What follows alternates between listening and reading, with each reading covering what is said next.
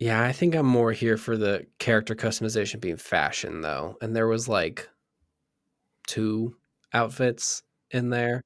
Got a baguette. You get a baguette. Yep. That was Lune's end game look, was baguette lady. And you know what? I'm sorry. I don't remember there being a single baguette in Avowed. Just saying. You're not wrong. Lune, come on the show. Come on the show, Lune. We'll move on.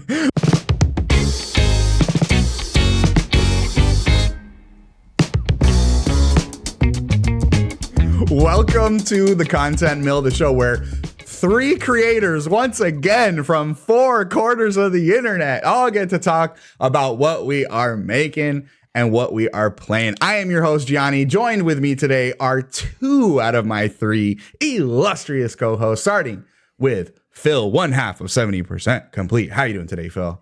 I am doing great. If you check them out, look at these digits. They're all fine.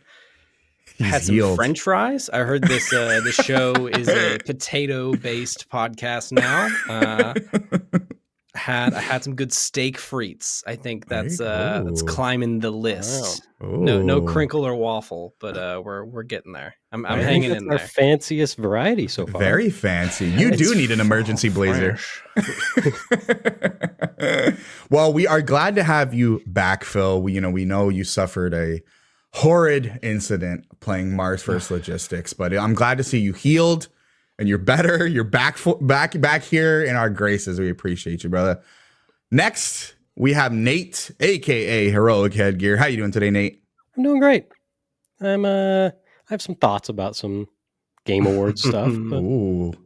Little tease there. We're gonna be diving into the Game Awards today. Of course, I would be remiss not to mention that, unfortunately, our good friend Eric, he is not with us today. And this is what happened, you guys. He was playing a very intense Uma Musume match. Yeah, it was pretty intense. The hospital called me. I'm his emergency contact. Yeah, that makes sense. Yeah. That is and yeah, exactly. I'm number 1 on there. Yeah. And what happened was he won a match, which is great. Whoa. But he got up to celebrate. Mm-hmm. And because he's so tall, he went to jump and cheer, and it was kind of like a Home Alone situation, but in reverse, where he went through the ceiling. Yeah. And it was stuck in the drywall, between the So he was stuck halfway. Stuck halfway between the second floor and the first floor. It was a reverse Home Alone. Yeah, that makes sense. Yeah. That's wild though, because what I had heard actually was that he won that race, right? It was like a tournament or something. He's never won one, as far as I can tell. He's really bad at that game. He's horrible, from what I know. It's really terrible. Bad. Yeah. But there are some fun folks in the Discord giving some tips. And he won. He couldn't believe it, and he started doing the dance from that one song that I think that you're quite familiar with now, Gianni. Oh, you mean Uma Pyoy? Yeah. Uma Pyoy. Yeah, he did that, and then did get indeed stuck halfway between the That's exactly. Wild. I heard he just didn't want to be here. That could also be true. Wait, hang on. Johnny, when this is important. When the hospital called you, the person you spoke with, did they sound like they might have had the same first name as Eric's wife? Oh my gosh. Did they maybe sound like they were just in college? Man. And did she say her name was Jess? Oh, could it be one of those 2 people, maybe? It's coming together now. Yeah. It's coming together. Yeah. Eric, if you lied to us, man, we're going to have some problems, man. We're going to have to rethink this podcast. But if you didn't lie and you really did have a reverse Home Alone situation after a Uma Pyoy dance, we're excited. We're excited for you to come back to us, Eric. We will see you on the next episode. Rest up our sweet Prince. Guys, we got an episode to get to. Injuries aside, I wanted to jump first into our housekeeping run of the mill. Phil, it's been a couple weeks since you've been on the show, and I thought it would be good to maybe front end some conversation around your Extra Life stream for 70% complete. I think that would be good to let the people know about how Extra Life went. What you raised for the community and who you were raising money for. It was a really cool thing that you did. If you want to kind of just talk about that for a little bit. Yes. I will pull up the page right now. If you're not familiar, Extra Life it's technically like a year-round charity event. They have like a big kickoff in November, and the whole thing is that a lot of communities come together and they play video games to absurd degrees. My co-host Logan from 7% Complete, he and I did a technically 27-hour stream. We only caught about 3 of those. We only caught 24 and a half of them on actual tape, but those VODs will be going up in a bit. But you do absurd things to raise money for the kids. We ended up raising $500 for the Boston Children's Hospital. The campaign is still live. So if you want to donate, please go there, do that.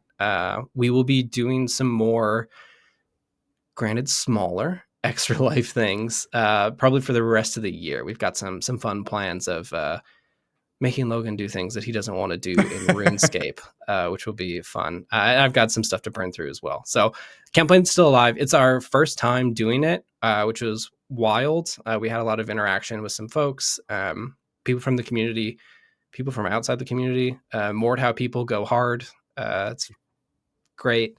But yeah, it was a blast. And then I took a 4-hour nap and slept for 12 hours after that. So, hanging in there.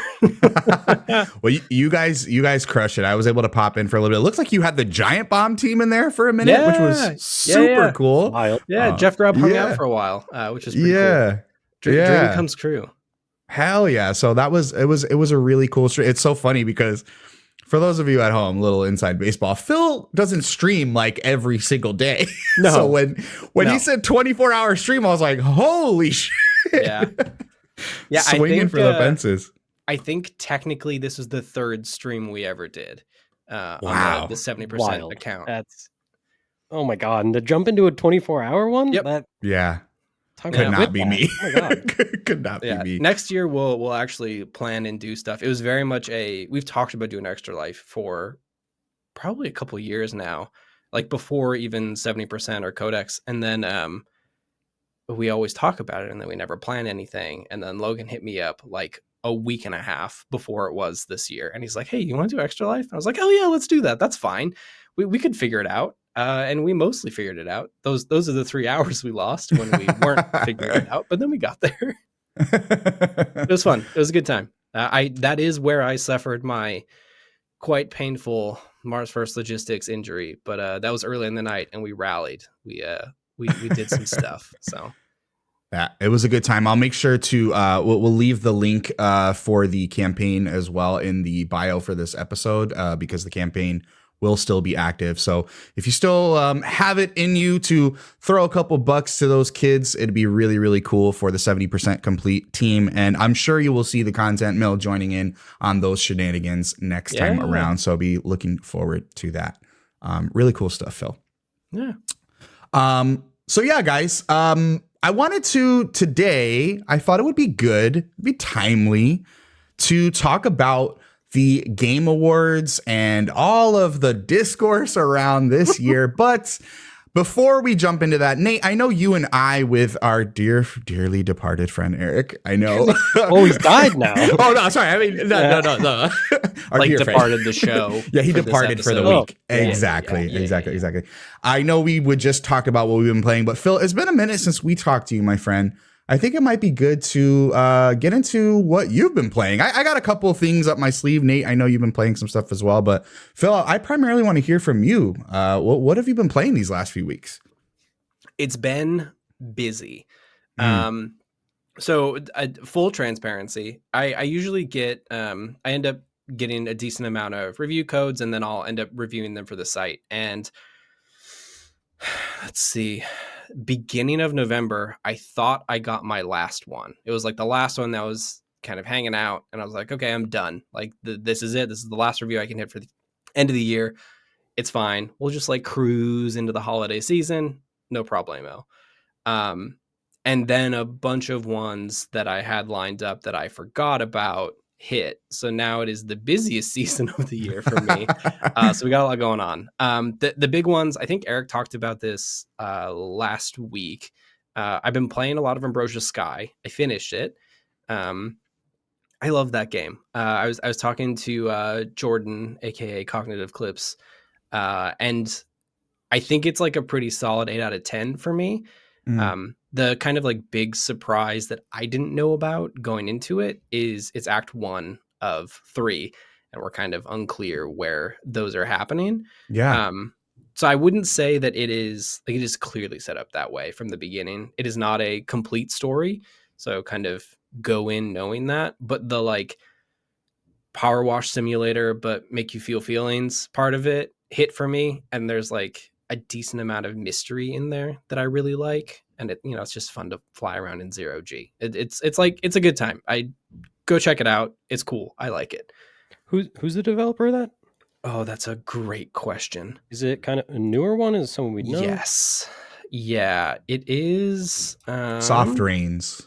Yeah, Soft Rains. I think this might be their first game. Rad. Yeah, looks like it. Looks like it's their first game. It's good. Oh, like very it's cool. It's incredible for like, especially for like a first time dev. Like it's like a really well put together game. It was fun to play. Voice acting's good. The story setup is neat. It's cool. It's like a nice concept. I just want more of it now. Like I want to see where Act 2 and Act 3 go. Like there's a pretty hefty cliffhanger at the end that I want to see the conclusion to. But yeah. This is a cool one because I know I had never heard of this until a few episodes ago when you put us onto this one. And I was talking about I was talking about it on Spotlight Games the other day. Power Wash Simulator was something that I was like, I remember I picked it up for like a few minutes and I was like, I get it. This is just like ASMR and just vibe out and power wash as a grown adult. It was like, this is just something for us, Yeah. But I was like, okay, I get the gist. I like the idea that there's an emphasis on the lore side of things with Ambrosia Sky. And it's definitely something that I've moved up on my radar since you introduced us to it. So I'm glad it lived up to the expectations that you had for it.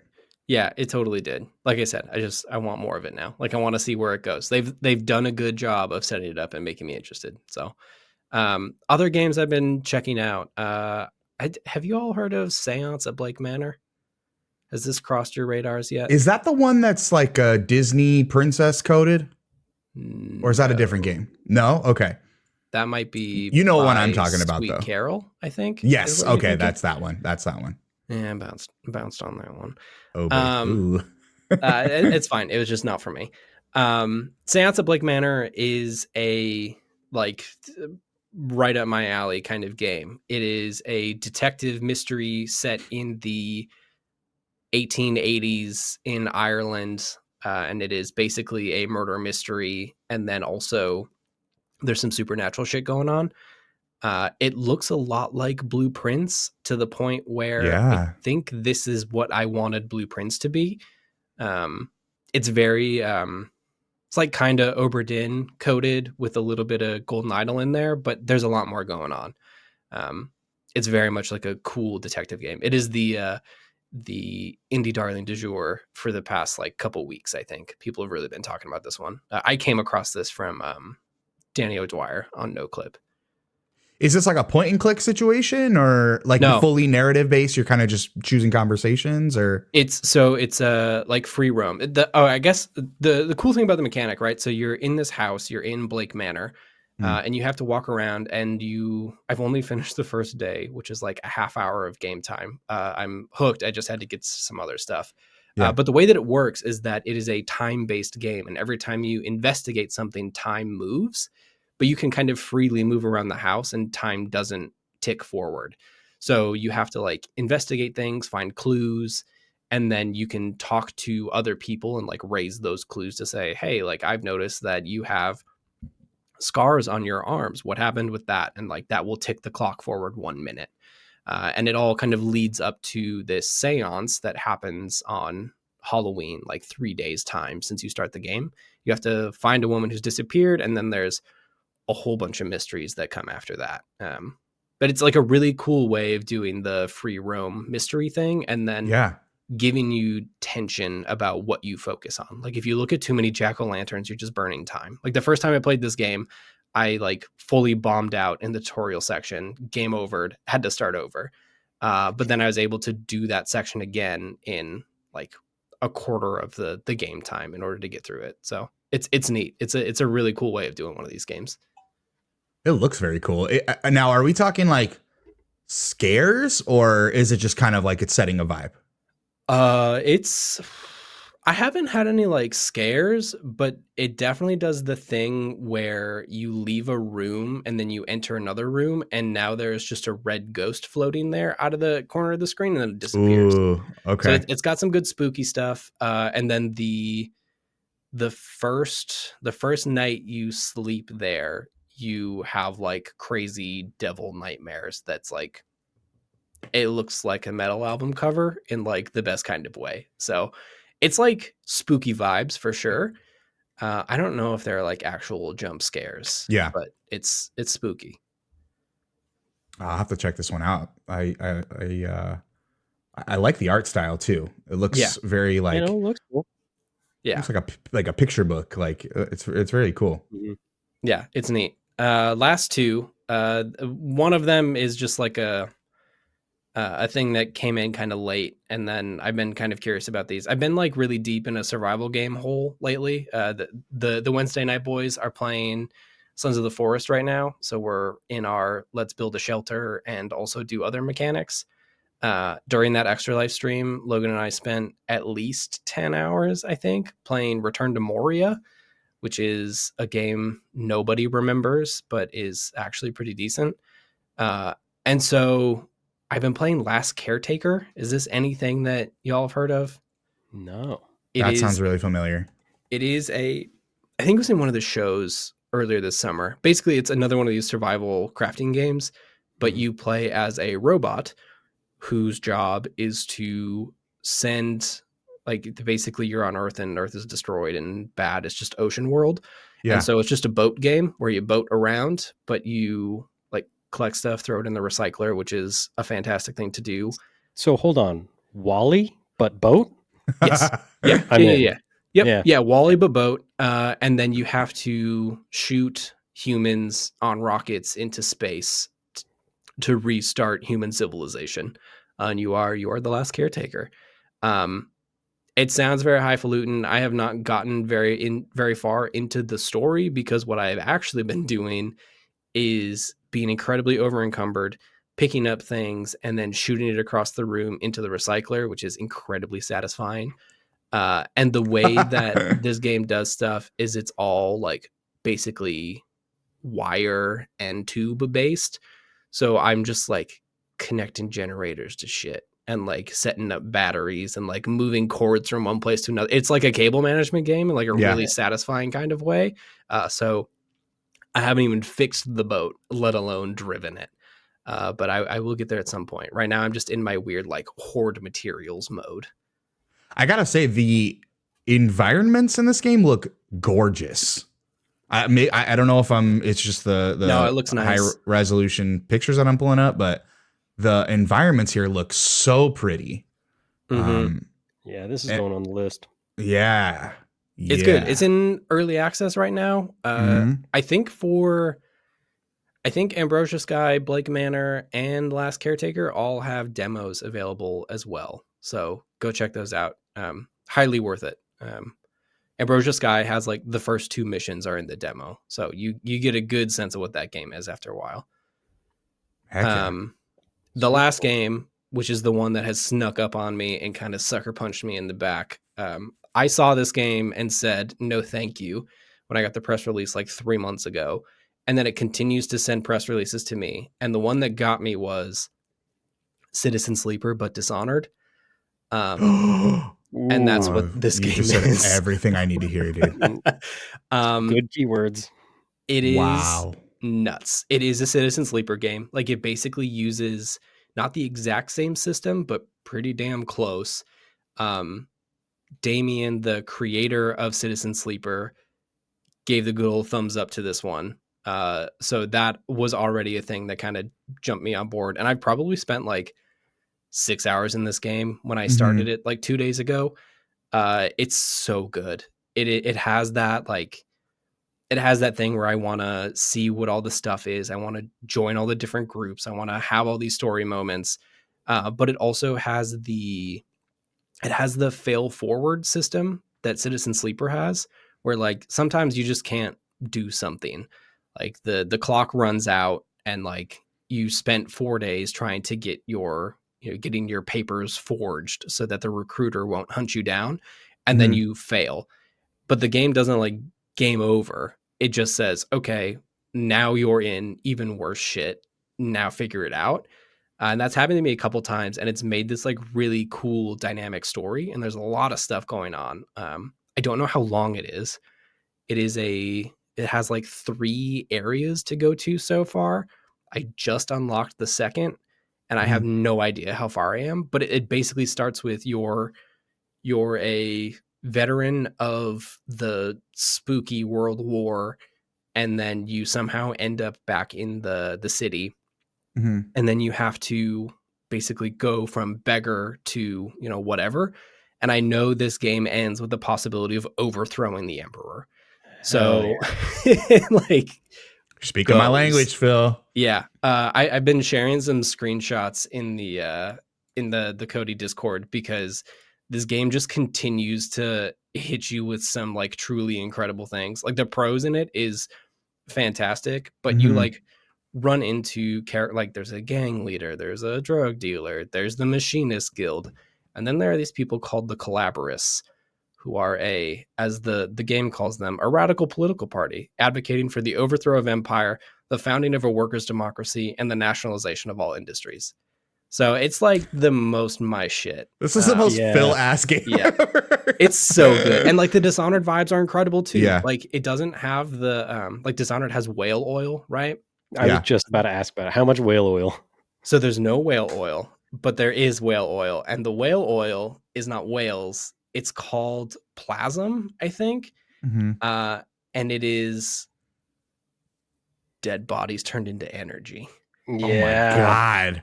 We love a good dystopian energy source. Yes, we love a good Soylent Green as people. Like, let's at go, the same dude. time as it's World War One, like fantasy World War One's going on, and that's how you get back to the town. Is that you got thrown on a lich barge? Incredible name. And you escape, fire, dude, before you get thrown in the grinder to be turned into whale oil energy. It's so good. Like, everything about this game is just like hitting for me. I've been playing this on Moonlight on my iPad, and it is like a primo iPad game that way. It's so good. Just clicking around, having a grand old time. The art's great. Everything about this is perfect. I'm going to check this one out for sure, because first of all, Dishonored is one of my favorite game aesthetics ever. Oh yeah. Because it's steampunk, but it's different. Like, it's not quite steampunk. It's something, it really is its own thing. And this is so much of that. And that's what speaks to me. I will say this, and this is going to sound so bro coded, so forgive me, but I had the come to Jesus moment on stream the other day talking to Eric, because I've been wanting to get into Citizen Sleeper. I've downloaded Citizen Sleeper, but in my head, for some reason, I thought that those games are like 40, 50, 60 hours long. And for me, the thought of reading for that long, I was like, there's no way I'm going to be able to make this work. I don't think I'll be able to. It'll be able to keep my attention. But then Eric was like, no, dude, it's like 10 hours, if that. Yeah. So if this can, which honestly is what shot Citizen Sleeper back up for me, where I'm like, all right, I'm going to check out Citizen Sleeper. If this can do the same thing, if it's not too terribly long, but who knows, maybe I fall in love with it, and I want 60, 70 hours out of it. This really looks up my alley from just like an aesthetic standpoint, for sure. Yeah. The thing about Citizen Sleeper, and I assume with this, like, there's an entire quest line I am not pursuing in this game right now. And I think that like the beauty of a game like Citizen Sleeper and hopefully Duskpunk is that like it is a 60 to 70 hour game, but that's over 7 or 8 Playthroughs. Yeah. So like Yeah. I left the first Citizen Sleeper completely satisfied with where I was, never touching that game again. I mean, not right now, but yeah. I feel the same way so far about how like Citizen Sleeper and Dustpunk is going. Like my guy is doing it. Like we're done with this after this. And I can get behind that because I am not a multiple playthrough guy. There's some exceptions, don't get me wrong. There are a few exceptions, but I am not a multiple playthrough guy. Once my story's done, especially on these like these ones where they're very choice driven, they're very immersion driven, because to me, I'm like, that's my story and I don't need to see all the permutations necessarily. Again, there are some exceptions, but so if it's like 60 to 70 hours over multiple playthroughs, I can get behind that for sure. Yeah. This is right up my alley for sure. Yeah, this is on pace to be probably around, I think 10 or 12 hours, depending on how it goes. Cool. Maybe a little bit shorter. Cool. Awesome. Nate, I know we just chatted last week. Is there anything you wanted to touch on that you've been playing in the last week or so? Before I jump into mine? Nothing new. Still Battlefield. Did another run of Dispatch. Real good. And Simpsons Fortnite.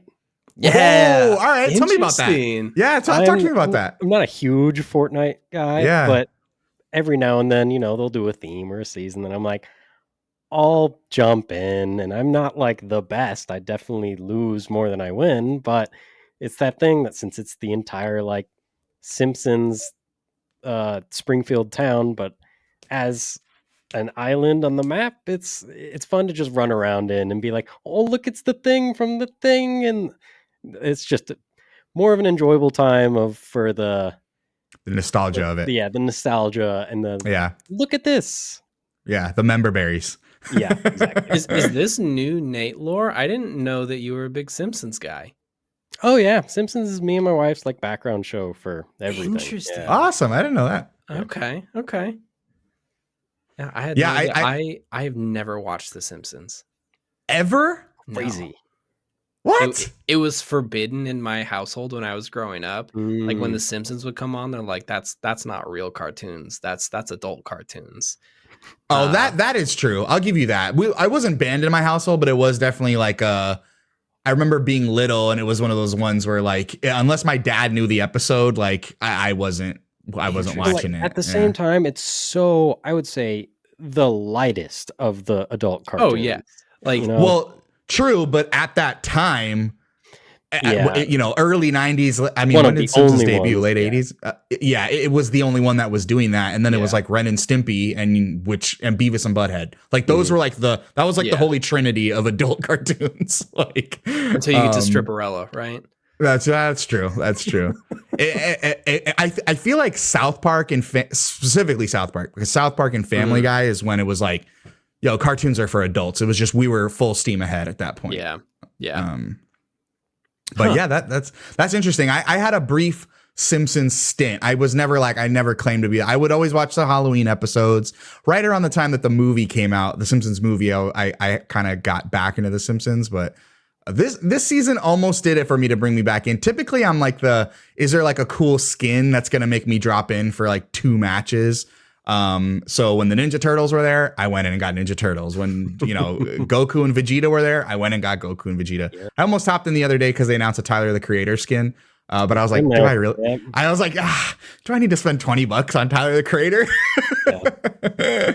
So, but they do have, I just saw the tease for the Quentin Tarantino season, which I'm super excited about. I don't know if they're going to like reskin the map, but it looks like the Springfield thing that they did is a pretty it's hefty. I think this is one of the biggest crossovers they've done. It's not just like here's a few skins and a location or two is themed. It's like the entire map. Nice. It's even awesome. Like partially voice acted. Like you can go up to telephones and it'll do like classic gags like Bart doing a phone call to Moe's. What's his face? Yeah. Mm-hmm. Yeah.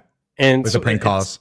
It's one of the most they've actually done where they've added voice acting. There's like NPCs on the map that are the Springfield characters and stuff. It's pretty nice. Cool. That's awesome. That's cool. I have to jump in and check that out. the jump in and check that out. Guys, I'll touch on mine really quick. I started a game called Morsels. I don't know if you've heard of this title. It just came out a few days ago, actually. Is this redacted? At the time of recording. No, this is not redacted. I am working on something redacted, but this is not it. No, this is one I just bought of my own accord. I'm very much in like a Hades zone right now. This is a roguelite top-down action game. It's really hard to describe from like an aesthetic standpoint, but the best way I could describe it is, well, speaking of which, take all the gross parts of Ren and Stimpy and make a video game out of it, I guess is really the best way, which is so not my vibe, by the way. It's really not. But what got me was the trailer, the music in the trailer was very Thundercat, Flying Lotus, and that is so my bag. So the music was like, I got to check this game out. It was only like $13. I bought it on the Nintendo store, so I have it on Switch too. It's a cool time. It's not perfect, but the music is great. The aesthetic is, despite it just being like really, really gross and kind of grody looking, which is again really not my bag. What I did like is it kind of has this like CRT neon shine to it, like almost like you're watching it on a tube TV. And even the sound kind of comes out that way, where it almost sounds like you're hearing it from a CRT TV, which I thought was really, really cool. But the music hits really hard. The enemy variety is insane. There's like so many different types of enemies. The only thing that I'm kind of struggling with on this one, well, I guess it's twofold. First of all, it's pretty damn difficult, like unexpectedly difficult. I did not expect it to be something as like, again, it's gross, but it's like cute gross. Yeah. I did not expect it to be as difficult as it is. And also, I think from that comes, it has this kind of, it's attack system, it's combat system. It's all on a cooldown timer. So it's not like you can just keep spamming your attacks like in most roguelite games like this. You have like a stamina meter that you're working with that lets you get a few attacks out at a time. So you kind of have to learn the rhythm of your attack flow in order to not just like keep spamming the button and then running out of stamina and waiting for your gauge to refill. And I think that's what's adding to the difficulty for me and making it a little bit harder for me to wrap my head around. But other than that, I'm having a really, really good time. I don't know if either of you guys have heard of this one. I'm not, no. Are you guys roguelite guys? Wet. Yeah, it's that's a great way. Yeah. It's like moist. Squelchy and Squelchy and yeah. Yeah, it's really gross. It's super gross, but it's again, I think it's that CRT fly low Thundercat, just like froggy bass lines, and like it's something about it is doing it for me. I don't know. It kind of has like weird, like cursed arcade cabinet energy to me. Yeah, especially with some of the weird, like the weird game modes. Have you seen any of the like 3D or Frogger style stuff yet that they're showing in this trailer? I just before this pod, I got to that for the very first time. Okay. Yeah. This seems wild. Yeah, it's difficult. There's a whole lot of things going on all at one time, which takes some getting used to.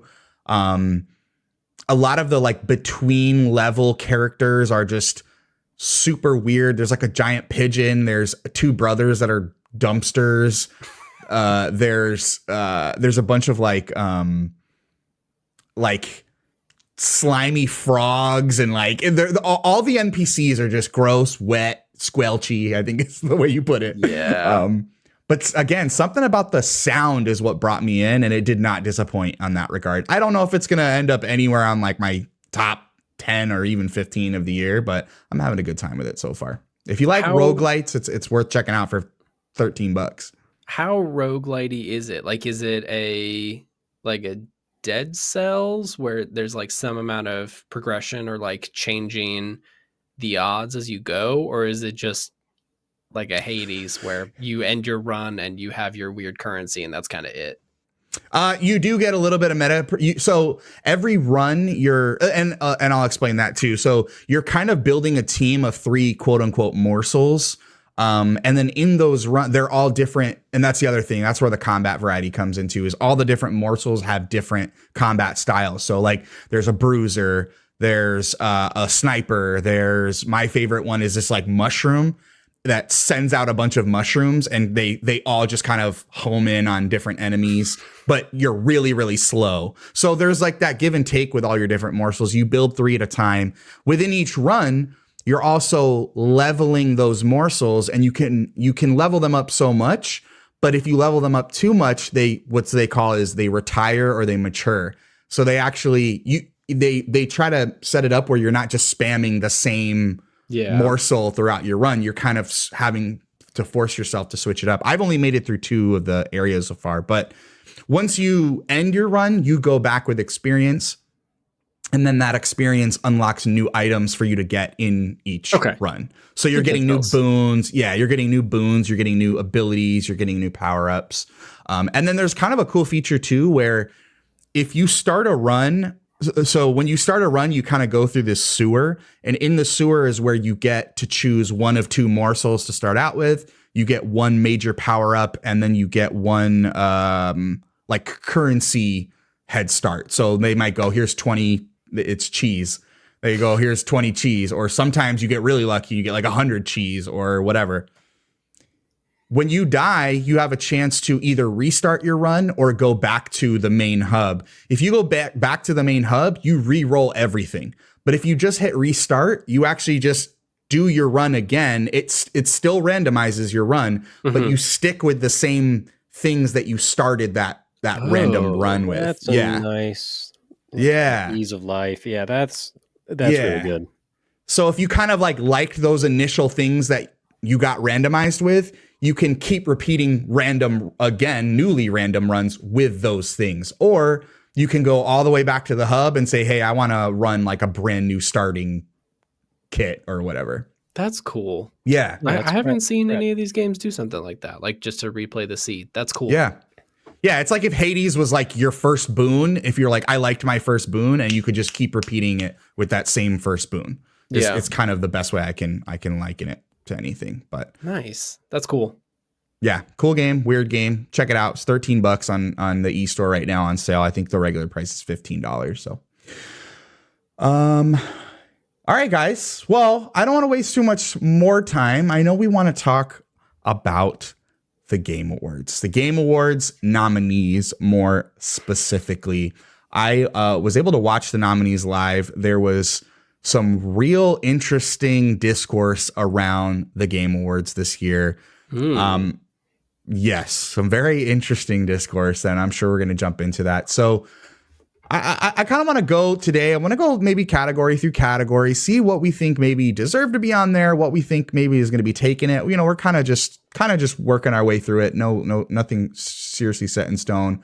But before I jump into the categories one by one, I just wanted to kind of get a vibe check. What did you guys think of the nominees this year? Maybe what your opinion is on the Game Awards of past. Nate, I'll start with you.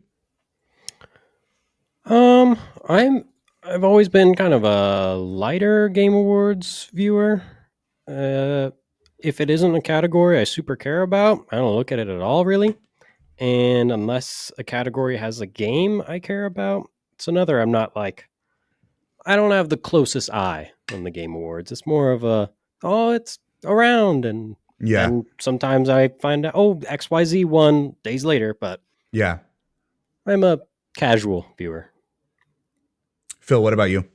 Oh, same, big same. That maybe even more casual. I watched the trailer roundups the next day, and that's kind of it. I'm also not like an award show guy in general. Like you won't catch me watching the Grammys or the Oscars.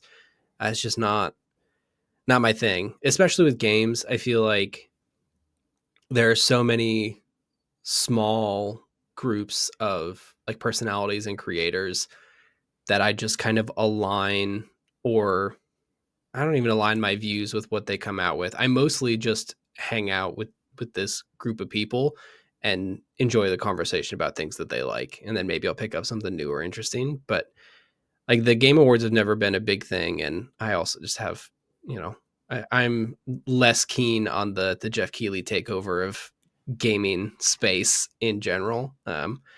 I also just to talk about the nominees, is just completely one ear out the other. Besides Expedition 33 getting 12 nominations, I forgot everything. So this will be interesting to tick through this real quick. Well, I will refresh your memory here in a second. Yeah, I'm pretty close aligned with the two of you. A little bit of a difference, but I am also a casual. But I'm not really in it for the awards so much as I'm in it for the reveals. I've been to the Game Awards twice. I love the pageantry of putting on a show like that. And I think I do think what Jeff is doing with a lot of room for improvement, but I think what Jeff is doing to shine spotlight on these titles and make them more of a medium that we look at with the general public can look at with the same reverence as a Grammys, as an Oscars, granted, it's not anywhere near that, but yeah. I think creating that space yearly is slowly but surely bringing it into those spaces and into those conversations. So I do have a lot of respect there. I think there's a lot of room for improvement. But yeah, I'm typically there for the reveals. What are we announcing? I'm there for the same reason I'm at Summer Games Fest, is what's getting announced. And do I have, a sleeper game that I'm holding really close to my heart that I want to see win something, smaller titles, things like that. So that's kind of where my head's at with it. I feel like that it probably plays better in the room, right? Like if my experience with the Game Awards is catching the review roundup, or even like Summer Games Fest, is like I'll throw on the Summer Game Fest stream during the summer sometimes. And it's like, this is way too goddamn long. And there's like the Hoyaverse gotcha segment in the middle there that I'm just completely checked out of.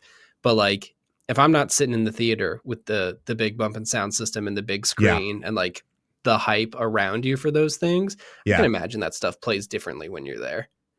Yeah, I think being live, it's like I don't listen to all kinds of music, but I'll go see anything live because there's just a different vibe to live music. But I always say like when I went to 2023 and I went to 2024 Game Awards, might go this year. I don't know yet, but when games like, dude, Intergalactic, The Heretic Prophet, and this is when Neil Druckmann was kind of dealing with a little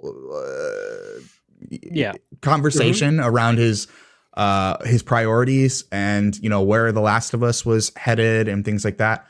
The pop off in that room when Intergalactic, The Heretic Prophet was announced is something that I've been to like concerts for some of the biggest pop and hip hop musicians, and this was like comparable to that, like the pop off in that room.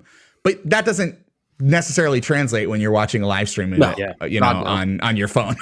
No. But it was just like eruption, and me and my brother and his wife were like, we're all looking around the room like, this is video games is doing this, like this is crazy. Yeah, that's cool. You know what I mean?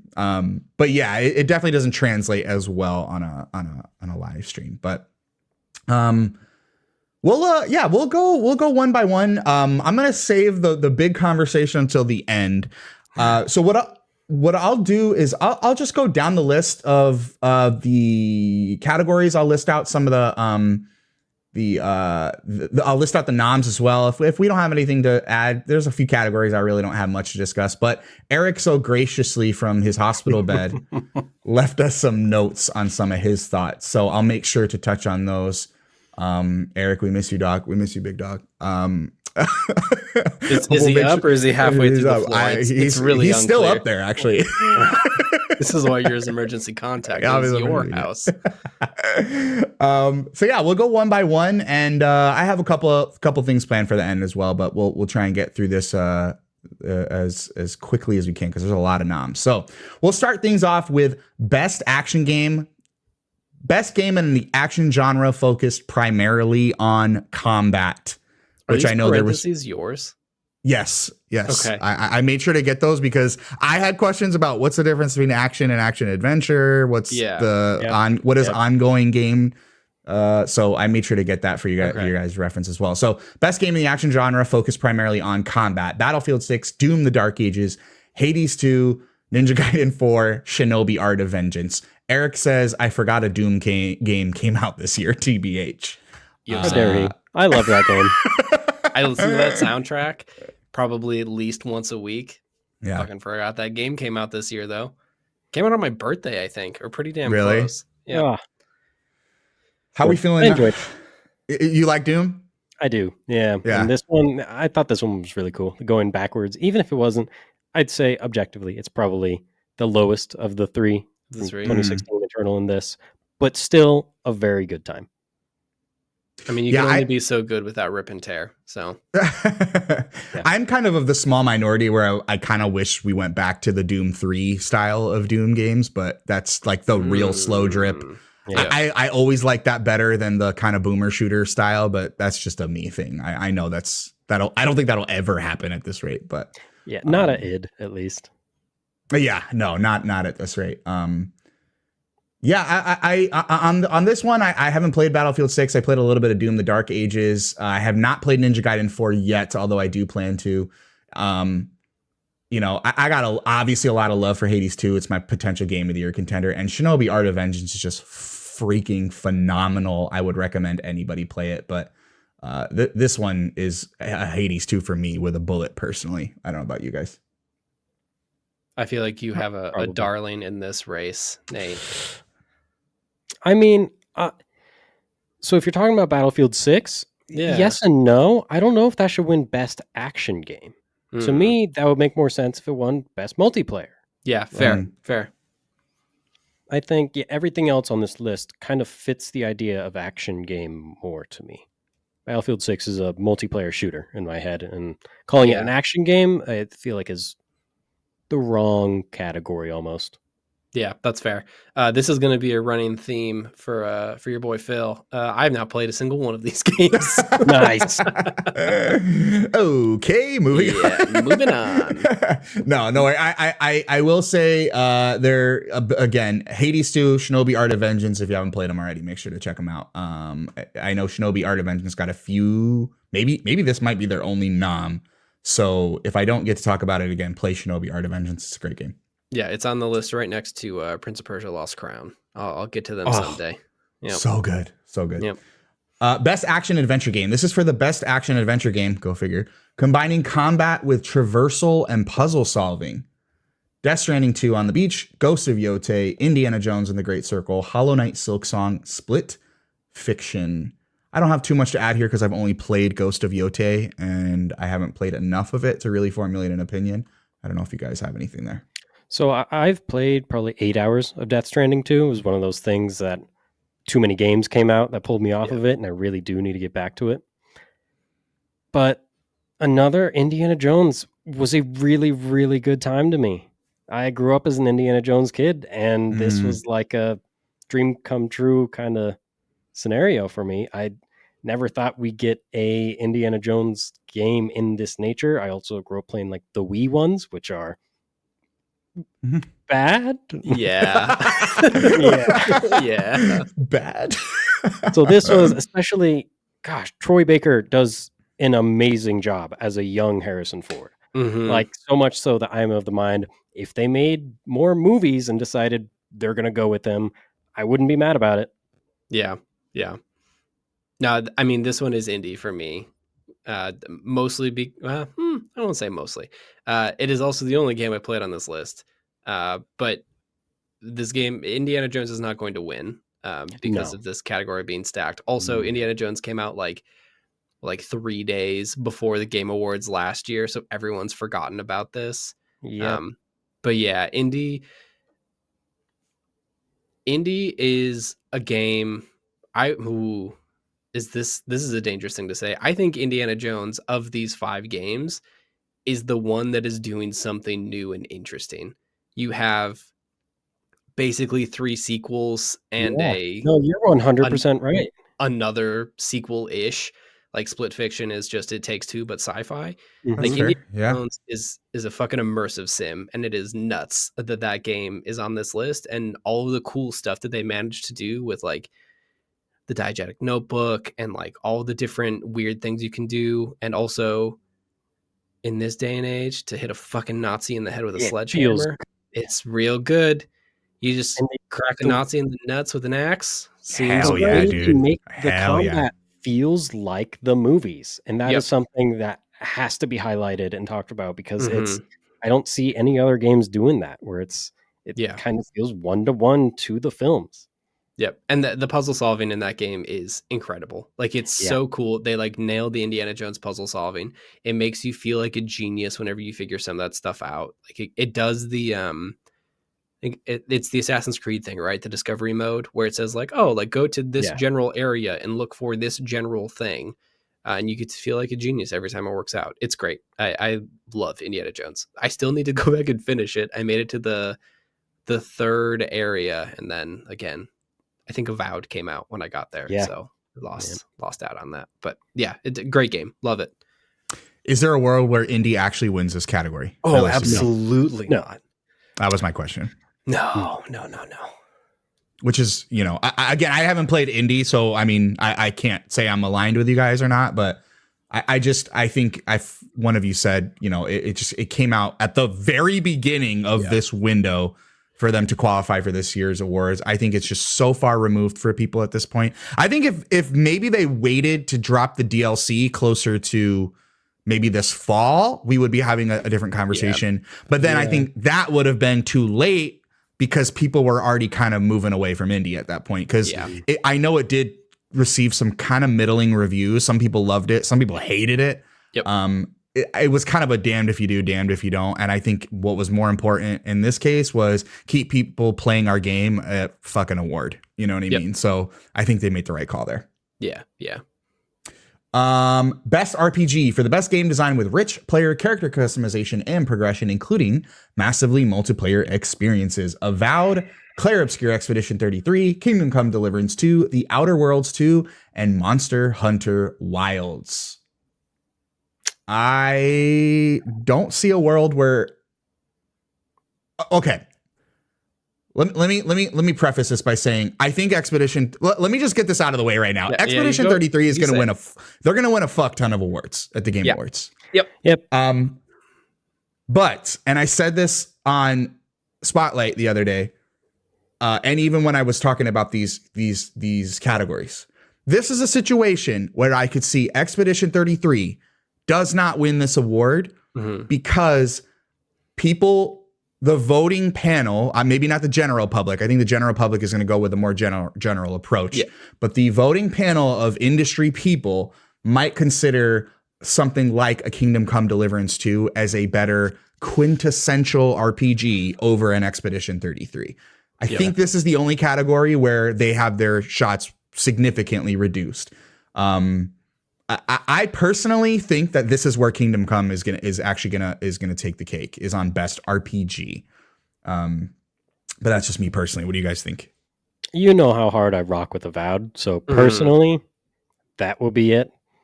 But yeah, I could see Expedition 33 still just sweeping, winning this too. As much as I do think Kingdom Come is a better actual RPG. Yeah, the only thing about Kingdom Come, I'm hearing like little whispers of Kingdom Come like popping up again now that it's on these lists. I just wonder if it's too Euro sim for a lot of people to vote for it. Yeah, that's right. Yeah, like it has. I have not played Kingdom Come. I've heard a lot of really good things about the intense systems in that game. It seems pretty unapproachable to me, just because it seems like medieval Stalker.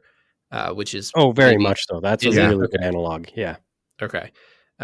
Which is I'm gunning also for Avowed. Like in this category, I think it is between Kingdom Come and Avowed. I don't think Outer Worlds has been out long enough for people to like really do it.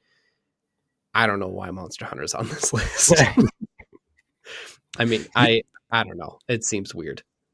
Yeah, I think that's maybe the thing going against, to your point, is I didn't approach Kingdom Come because like it just seems so simulator. Like we want a realistic experience for you in an RPG setting, and that is what drove me away from it. I don't doubt that it's probably a phenomenal game, but And yeah, very witty too. There's a lot more comedy than I thought there would be. I've heard that. So yeah, this is tough because obviously I adored Expedition 33.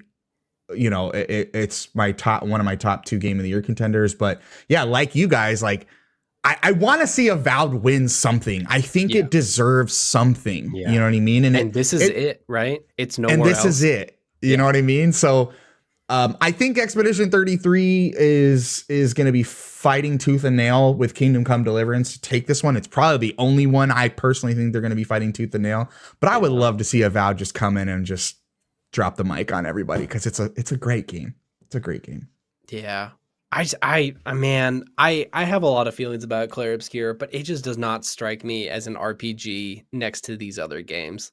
And like, I know that that's a taste and like flavor thing, but I don't think that Clair Obscur has rich player character customization to it. Like you put points and stuff and you pick weapon. Like, I don't know. Like it's not the same thing for me. I would push back on that because I think that the build crafting in Expedition 33 had a lot of people talking about different builds and different team makeup and things like that. So maybe not as much as other games, you know, traditionally speaking, but like when I'm thinking, I'm not building my own Gustav, obviously, but you know, I'm not building my own character. Gianni's not in Expedition 33, but when it came to the build crafting aspect, I think they did between the weapons.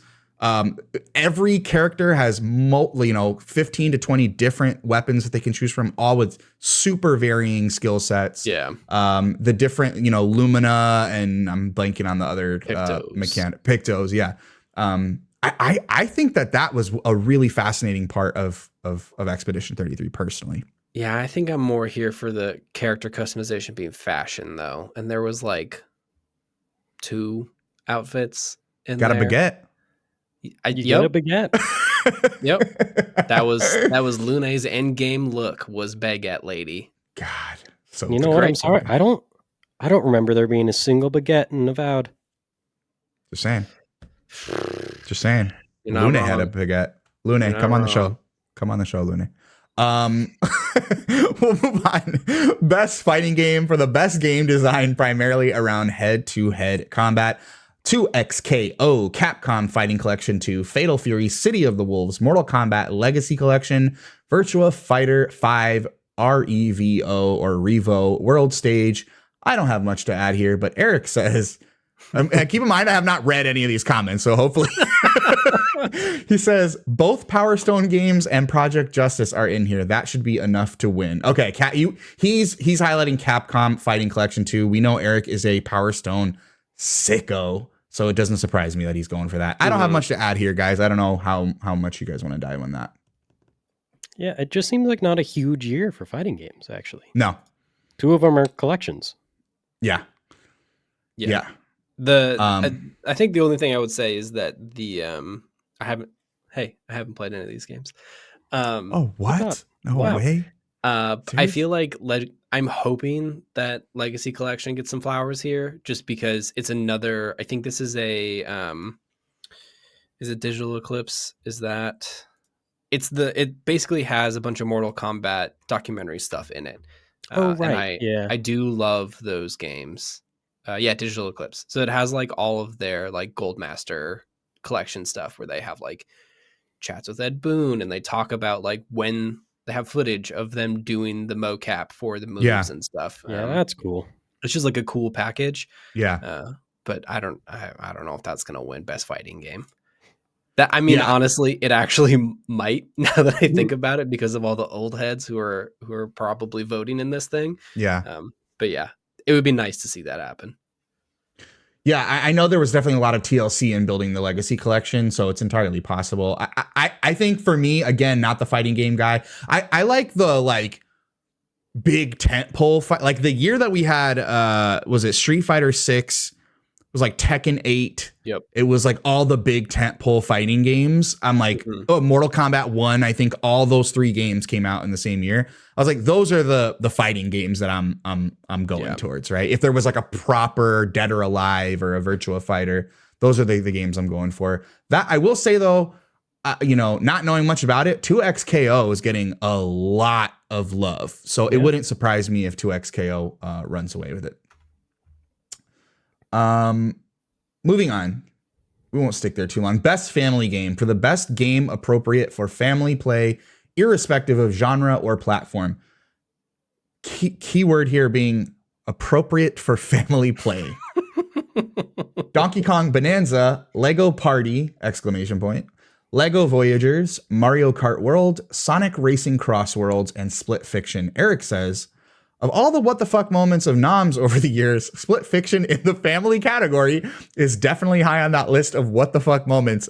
That was my exact thought when they announced this, was why is Split Fiction here? Guys, what are your thoughts here? Lego Party. What a game. Is just Mario Party, but Legos? That is so my jam. But better, right? Like but better in all the ways. Yeah. It has some really, really good mini games. Yeah. I'm gonna show my ass here, not physically, metaphorically. I didn't know Lego Party was a game that came out this year until I saw these nominations. Yeah, so they came out not that long ago too. Like it's fairly recent. September. Yeah, September. So I'll have to check that one out because you're not the first group that has said glowing things about Lego Party. That would be a really good content mill group game. Yeah. Oh, that would be fun. That'd be fun. Good. Do we think there's a shot Mario Kart World wins this award? I don't think so. Yeah, it's hard because, I mean, it's Nintendo, but it's also competing against itself with Donkey Kong. Mm-hmm. Yeah. See, that was the struggle I had was like, again, from the purists, Mario, I'm not a Mario Kart purist. I'm like, oh, is it prettier? Does it look nicer? Is there no new racers? That's really all I'm looking for in a Mario Kart game. But I know the purists there was a lot of discourse and negativity around Mario Kart World. But I just feel, to your point, Nate, like it's a Nintendo property. And on top of that, yes, you have Donkey Kong Bonanza, which everyone loved, but it's Mario and it is a family game. I just feel like that one's going to go to them, but I mean, who knows? Maybe it goes to Sonic Racing Cross Worlds. I've also heard a lot of sickos loving Sonic Racing Cross Worlds. They got Kiryu in there, so it's going to be a good one. I have not played it. I actually have been meaning to buy Lego Voyagers because that is my shit. I played through, what's it called? Lego Builder's Journey, I think, is the mobile game that's in this same style. It's like really quaint puzzle game and like a tilt shift style. Is that the one that was making everyone cry? Yeah, dude. Yeah. Is it okay? Was it ironically a tearjerker or was it like an actual tearjerker? It like actually, it is a story about a son and a father who go on a hike and then he gets dragged back to work and separated. And it is the story of these two people coming back together. It is like, I gotta play this, dude. It's not like weepy eyed, but it is very much like I was misty eyed on the train and I've already played this game. Like it is, it's a good one. And absolutely no story or like no writing or anything. It just is the puzzles. It's like a pretty decent thing. But Voyagers is, I think, that same team, but it's a 2-player game. And it looks delightful. I've seen a little bit of it and I've been meaning to buy it to see if this is like quality me and the wife play a game on the couch time, because we haven't had one of those yet this year. Yeah, it is the same team. It is confirmed. Okay, and those are their only 2 games. Light Brick Studio, which is it's awesome. Good. Yeah, it's so good. Yep. Yeah, I hope that wins, but I think that it's probably going to Bonanza. Makes sense. Yeah. Best sim strategy game. Best game focused on real time or turn-based simulation or strategy gameplay, irrespective of platform. The Alters, Final Fantasy Tactics, The Ivalice Chronicles, Jurassic World Evolution 3, Sid Meier's Civilization 7, Tempest Rising, and 2 Point Museum. I have played... Oh, no, that's a lie. I have played 2 of these games, and I played the original version of a third one. Yeah, I don't really have skin in the game to determine who may win this one. I did love The Alters. Love's a strong word. I strongly enjoyed The Alters. And 2 Point Museum was a fun time with my kid. I really enjoyed that. Final Fantasy Tactics is obviously a super known quantity, and people adore Final Fantasy Tactics. And the Ivalice Chronicles, from what I know, reviewed really well. What do you guys think? I don't know anything. Like, I played probably 2 hours of the altars, and that is, I look at this list and this looks like we didn't know where to put these games, so we put them in here list. This is the potpourri. Yeah. A little bit, yeah. I've heard really good things about Jurassic World. Have you? Okay. I haven't heard in either direction, so I'm not really sure. Yeah. I've got a friend that he's a big dinosaur guy. He got into Who it. isn't? Yeah. Who isn't? Trying to ask questions about his dinosaur physiology and was stymied. I'm looking at Tempest Rising. I didn't know about this game at all. This is just a command and conquer game. I might be buying this soon. Oh, so that's a Phil game there, right? Yeah, this is just fucking red alert right I actually thought you would have had more on this one, so that's it. What was the general consensus on Civilization 7, right? I from what I know, again, the purists were not super hot on 7. I think I think it came out and it was a bit of a nightmare, and then it didn't have a lot of the stuff that most people wanted. Because, I mean, it's a Civ game, so they launched the bare bones version of it and then have to build it up over the next 6 years. I don't know. This feels like probably Final Fantasy, Jurassic Worlds, or 2 Point Museum. 2 Point games are fun. Yeah, 2 Point Museum was my first 2 Point game, and I wanted something to like play couch co-op with my 7-year-old, and she's really into like building games on like Roblox where it's like, oh look, Dad, I made my own. They do like zoos and stuff like that. So I was like, I want one of these 2 Point games. It looks like it'd be very kid friendly, and it is. It's pretty easy to play with a kid, but it was my first 2 Point game, and I really enjoyed it. Yeah, I don't really have too much on here other than check out the altars. I think it's definitely a worthwhile time, and I think it goes to some really interesting places once you get the hang of the gameplay loop, which takes some time. Yeah. Also, go check out Tempest Rising. Holy shit! Feels like go check out this game I've never played. It does the like straight to camera getting a briefing from a person who has a G.I. Joe mask and a red like scouter on. It's like, this is everything that I need in a video game. Gianni, did your dad voice a character in this? Not in Tempest Rising. No. Close enough, but I'll get in those INI files and we'll get it. Best sports racing for the best traditional and non-traditional sports and racing game: EA Sports FC 26, F1 25, Mario Kart World, Rematch, Sonic Racing Cross Worlds. Fellas, this might be the one I have the least to talk about. Yeah, my biggest problem is with the category itself. I don't think sports and racing should be all lumped together. Listen, there are only so many sports games that came out this year, you know? Yeah. Yeah, that's a tough one because, I mean, do we have every year? We have enough sports games. Not like don't release more sports games, but I'm saying we definitely have. I mean, we can fill out 5 categories. Do we have years where we can fill out 5 to 6 racing games? You think? Probably. Yeah, probably. Especially if you look at, there's a lot of good indies and stuff that like. That's true. They don't always get the shine they should, and this could be a good place to actually highlight those. Yeah. I think that this is now the turning point of this conversation, where I don't think the Game Awards has 5 racing games every year. They don't have 5 sports games every year.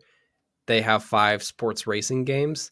And this is already stretching it because there's a Mario Kart, a Sonic Kart, and Rocket League Soccer on here. Like, we're kind of pushed to the brink of where Jeff Keighley can take us. And I think that's a problem with, there are 5 games here that get 100 votes, and then there are 35 games after this that get 3. But you know, it would be nice to someday see Bloodborne Cart on this list, you know? No, isn't what they have to change the name to? Like Nightmare Cart or something now? Something like that, yeah.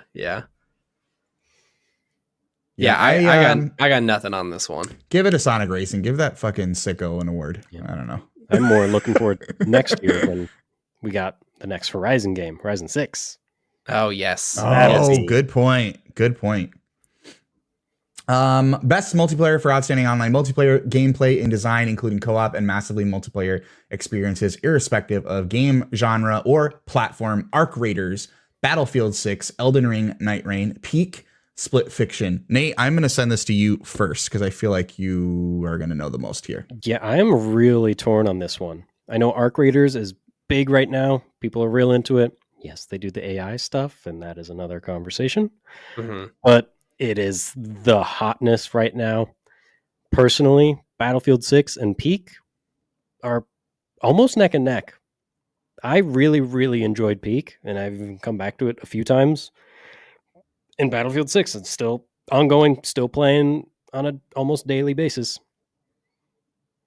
Yeah. By the way, Eric says Peak should definitely win due to how I think everyone can play this. It's a true multiplayer game. Yeah. I'm kind of this is going to Arc Raiders or Peak.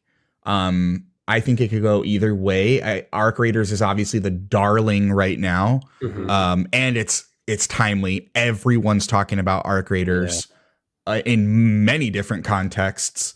But Peak was like a cult phenomenon. Like I feel like everyone was playing Peak, and Arc Raider. I think Arc Raider is also having that effect. But Peak was so different. It was kind of like the first game that I remember seeing of like the massively popular friend slop. What are they calling it? Friend slop or something? Unfortunately. Yeah, which I don't like that term, but you know, like it kind of sets the stage for what that game is going to be, I guess. I think that goes to Peak or Arc Raiders. I could see it going either way. Phil, what do you think? Oh yeah. I think I imagine this is going to Arc Raiders. If the Game Awards was probably a month ago, it would have gone to Peak. Yeah. It feels like I'm sure there are still people out there playing Peak, but as the friend slop goes, no one's talking about Schedule 1.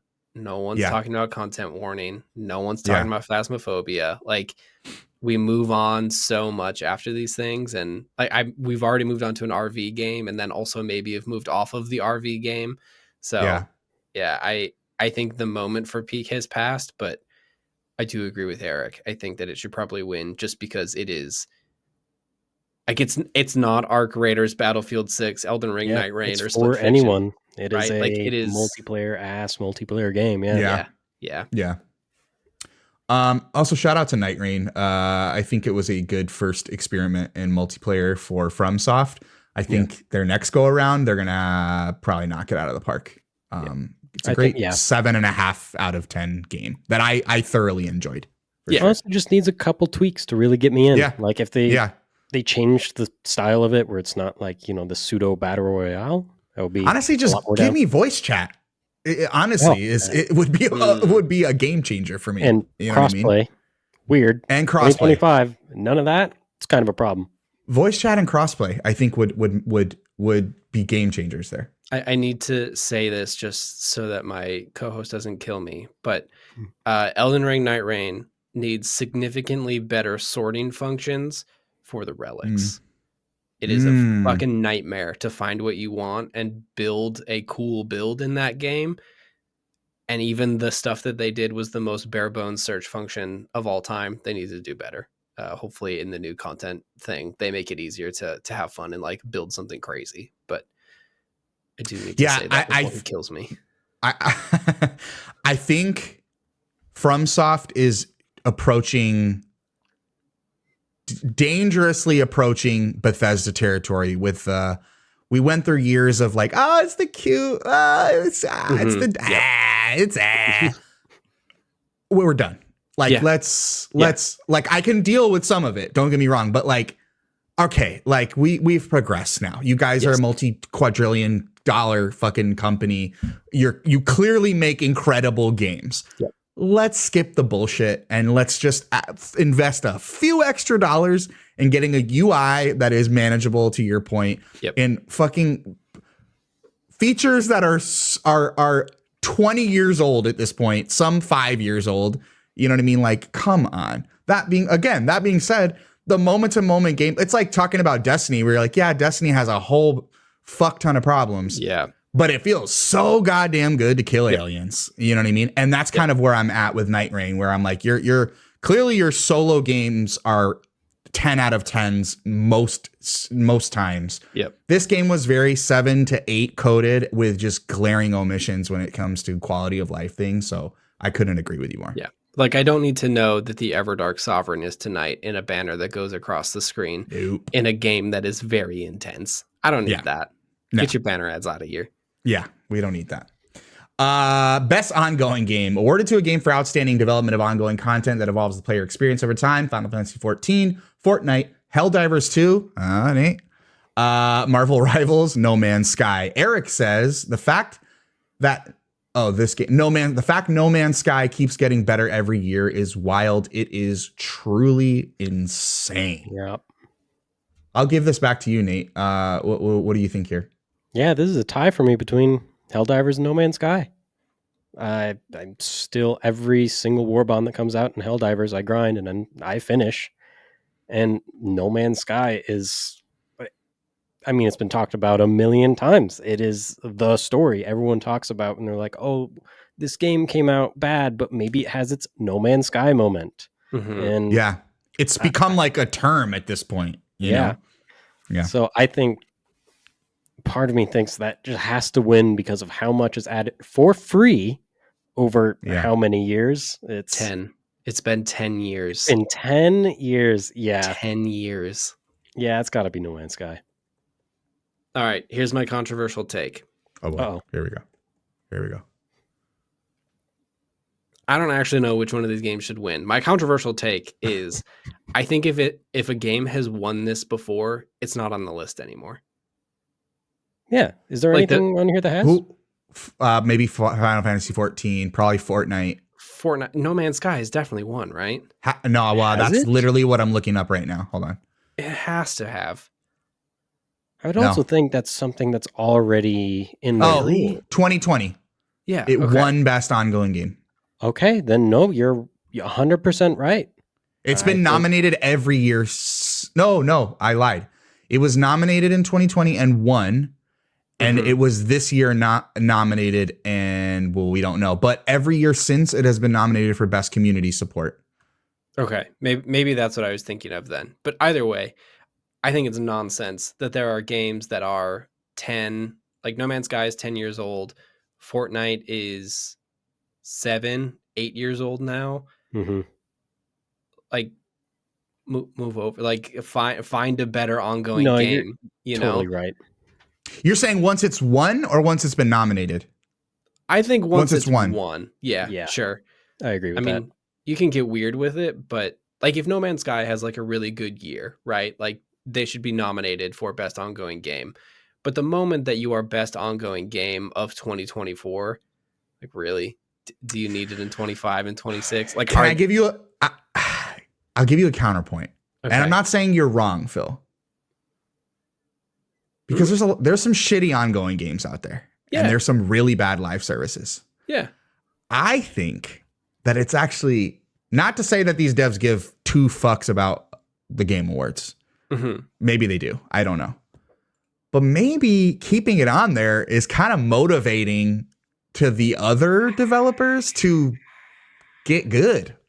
I don't know. Yeah, maybe. I'd say besides Fortnite, none of these games are printing money in the way that a Hoyoverse game is, you know? Yeah, like, that's true. Shit. That's true. Good point. I want to see, like, the thing I want to see with the Game Awards is, like, not just this category, but, like, as we get into the other ones, like, I just want to see more games here. Like, there's a part of me that just is kind of bummed out that the best that we can come up with, the best ongoing game is an MMO that's, like, 5 years old, a battle royale game that stole battle royale from the original battle royale game. You have No Man's Sky that's been here for 10 years. Like, it would be nice to see Marvel Rivals get it, because at least that came out in the last 2 years. Was that this year or last year? Last year? I think it was last year. Yes. Last year, yeah. Like, that'd be nice. I guess maybe the crazier thing here is that there's not a single ongoing game that came out this year that was able to like do it. Was Marvel Rivals not this year? I thought it was late 24. Oh wait, that's what you just asked, right? That's what you just asked. Yeah. Yeah, 24. You could be wrong. Okay. Yeah. And like maybe that's it's not ongoing if it came out this year, but yeah. Yeah. Yeah. Yeah, I don't know. Give it a No Man's Sky one more time. I mean, if they're on there, take them off. You know what I mean? Breach just came out. You can make your own Corvette now. Like that deserves an award. We'll keep it trucking along.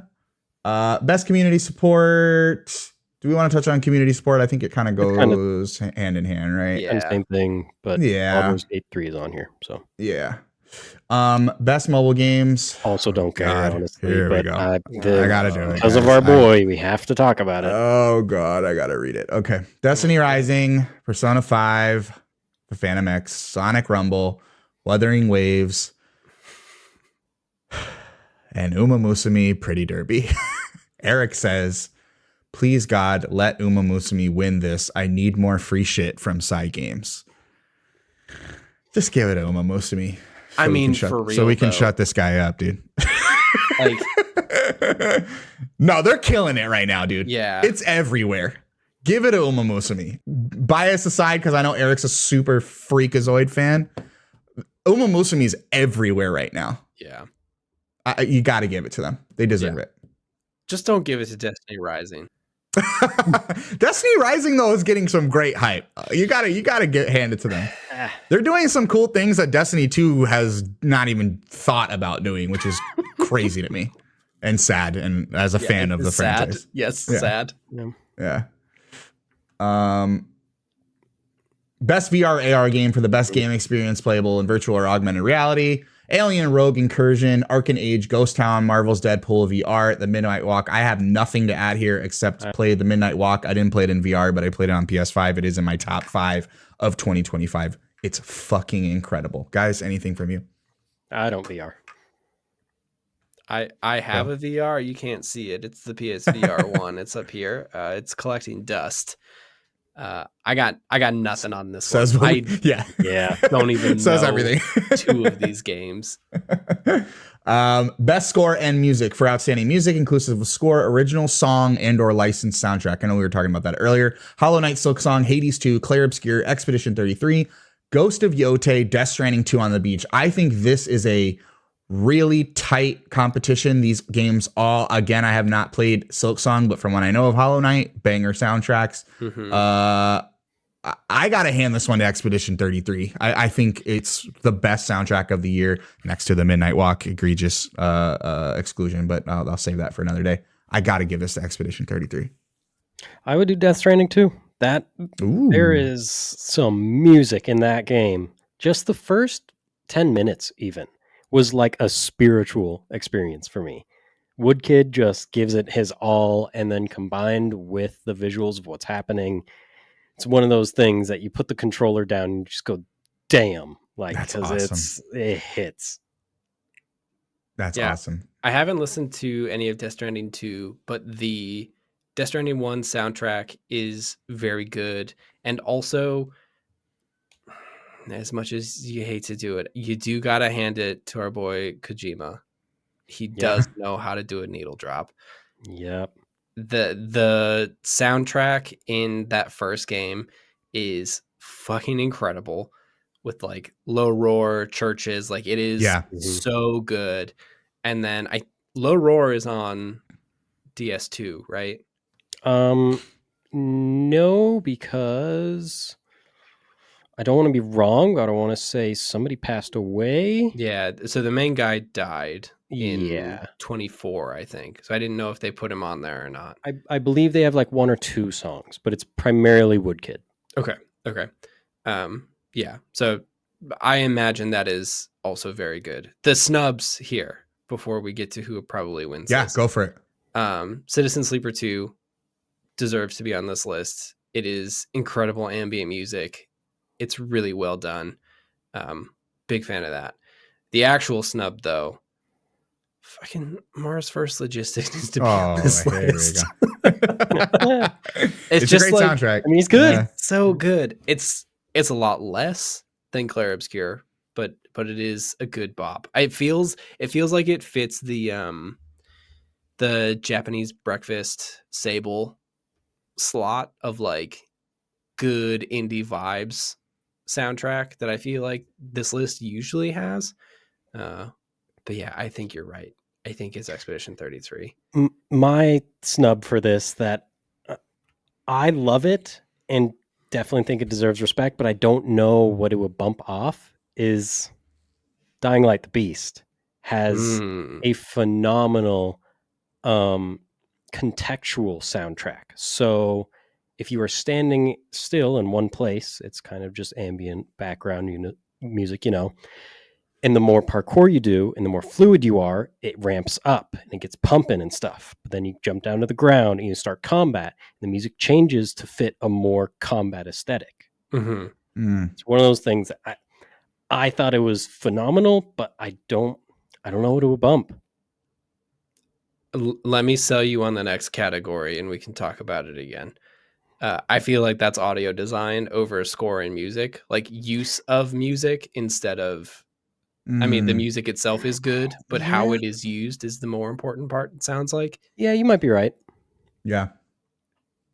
Because audio design to me, though, would be like the physical sounds, the like... The squelchy sounds. The squelching, the gunshots, the running, this, that, the other. It's... Okay. I think that it could go either way. I think it could go either way there. Well, while we're here, best audio design: Battlefield 6, Clair Obscur, Expedition 33, Death Stranding 2, Ghost of Yotei, Silent Hill F. I think it could go either way. If you're talking about Dying Light, score and music or audio design, based on what you're. And again, by the way, my snub, Midnight Walk, score and music. It made me cry. Best audio design. I said this the other day. I think these are the categories where games like Battlefield 6 really shine, because they just do incredible things with sound. I will say that Silent Hill F goes to some places, y'all, with the audio design. Man, I need to play this game so bad. I definitely had some moments where I was like, headphones off, like looking around myself in the room, like, what the fuck is going on? It does some crazy things, but I could see Battlefield 6 running away with that one. Yeah, there's so many times in that game. Well, I'll be laying down and everything's happening above me, and I have to. I'm in war. For sure. We'll move on to Best Game Direction, awarded for outstanding creative vision and innovation in game direction and design. Clair Obscur, Death Stranding 2, Ghost of Yotei, Hades 2, Split Fiction. These categories are kind of like nebulous to me. Like like what are we measuring here? Because I could give you like Ghost of Yotei's UI. I think is top tier. I think it's incredible, but. Are we talking about UI? Like, are we talking about, or is that art direction? Like, I don't really know. It is, like you said, it is so nebulous because they're all doing so much different things in different areas. It's hard to rank them against each other. Yeah. I think art direction might be a little bit clearer than game direction, but maybe that's something that's more for the industry folks. Might be able to differentiate. Jump to the next one that is art direction. Clair Obscur, Expedition 33, Death Stranding 2 on the beach, Ghost of Yotei, Hades 2, Hollow Knight, Silk Song. This is one that I think will go to Clair Obscur, Expedition 33. But if I had to vote, I'm picking Hades 2, y'all. This is some of the best art and animation. Like, I struggle to say animation because a lot of it's static images, but even the gameplay, even the gameplay just feels like it's got this sense of art direction about it that I don't find any of these. Again, great candidates, but I have to say Hades 2 with a bullet is my personal pick. I think Expedition 33 is going to sweep for the majority, but if I had to choose, And I think it's entirely possible that Hades 2 takes it, but and now we start looking at the Silk Songs of the world. This is where I start saying I don't think Silk Song wins an award. Yeah. At the Game Awards 2025. Yeah. I think this is starting the whole there's only 5 games at the Game Awards thing that is like really bothering me as we go down this list. Like, yeah, almost every single one of these lists are these games. The same. And that bums me out. Also, back to what we were saying earlier, I think Clair Obscur walks away with this one because I think that probably the strongest or one of the strongest things about Clair Obscur is its music and its art direction. Like, that game is beautiful and unlike something that most of us have ever seen. And then the rest of this list are sequels. Yeah. That are doing the same thing, but better or slightly different. Absolutely. So what we'll do is, because I think we are going to get into some samey conversations around some of these. I want to touch on... I do want to touch on best performance awarded to an individual for voiceover, acting, motion, and or performance. Ben Starr in Expedition 33, Charlie Cox in Expedition 33, Erika Ishii in Ghost of Yote, Jennifer English in Expedition 33, Konatsu Kato in Silent Hill F, and Troy Baker in Death Stranding 2. Eric says, I'm worried Troy will win because of split votes between the 3 Expedition 33 cast members. Should go to Jennifer English, and I could not agree more. Jennifer English, I think, deserves this award, but it's entirely possible it goes to Troy Baker. Shout out to Erika Ishii. She did a hell of a job. I was going to say, Konatsu Kato in Silent Hill F, amazing work as well. Yeah. But again, I love Troy as young Indy. Yeah, I've heard great things. Wait, is it for Indy or Death Stranding? I said Death Stranding. I meant Indy. Yeah, no, I think it's for Indy. Yeah, it's for Indy. Sorry, I said Death Stranding. I apologize. Yeah, even though he was fantastic as Higgs. That's what I've really good character. Yeah, that's what I've heard. I feel like having I know why they did it, but having Ben Starr in here for Expedition 33 is a miss. Like, he still wouldn't win, but it should be from Dead Take. Like, he did so much more performing and actual acting, and fucking acted his ass off in Dead Take in like 4 minutes of on-screen time. And he acted way more than he did in Expedition 33. His voice performance was like fine, but was not stand out at all in that game to me. See, I would disagree. And I would say, actually, it should be for his role as the door in Date Everything. Okay. Yeah. Yep. Sold. Yeah. That's it. Yep. Yeah. Jennifer English should win this one. Jennifer. Yeah. We'll drop down a few. You want to talk about the Minecraft movie? Minecraft movie, overhated. Excuse me. It was a fun 6 out of 10. Chicken Jackie Day. I think but also, I do have to shout out. I binged all of Splinter Cell Death Watch. Fantastic. Okay. Absolutely phenomenal animated. I've heard good things. It's also not too long, and it's a really good, like, oh, here's a story of an old Sam Fisher kind of helping out his replacement. Nice. Yeah. I've heard great things, and I've heard great things about Devil May Cry. Why is Until Dawn here? Why is Sonic 3 not on this list? I don't know. Was Until Dawn good? Did people like that? It wasn't. No, it's there. Shout out to them for trying to make an Until Dawn movie, but Sonic would, again, say what you want about the Sonic movies or Minecraft for that matter, because I feel like it's the same conversation, but it's a fun time. It's not for us. It's for the children. And for what it is, it's a fun time. Sonic 3 should have been on this. I'm going to jump down. Shout out to the innovation and accessibility and the games for impact. I don't have too much to touch on there. I don't know how much any of us will have to touch on there, but I'm glad that they are there. I'm glad that those categories are there. They made South of Midnight better by having accessibility stuff in there. That's the only game here that I've touched on. But I played Atom Fall, and that had some really good accessibility stuff. Yeah. Nice. Awesome. Most anticipated game. Hold up. We got to do games for impact. Oh, let's do it.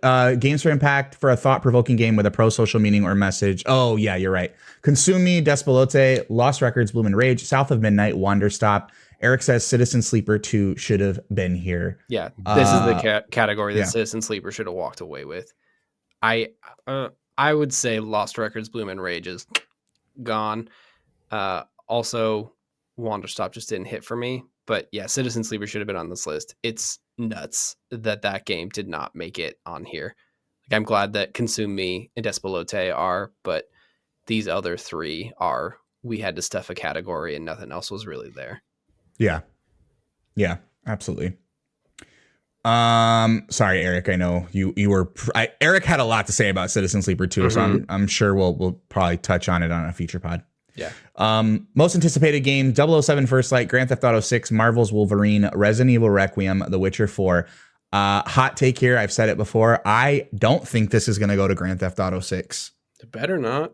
I think it's going to go to The Witcher 4. Yeah, you're going to say personally, I'm most excited for that.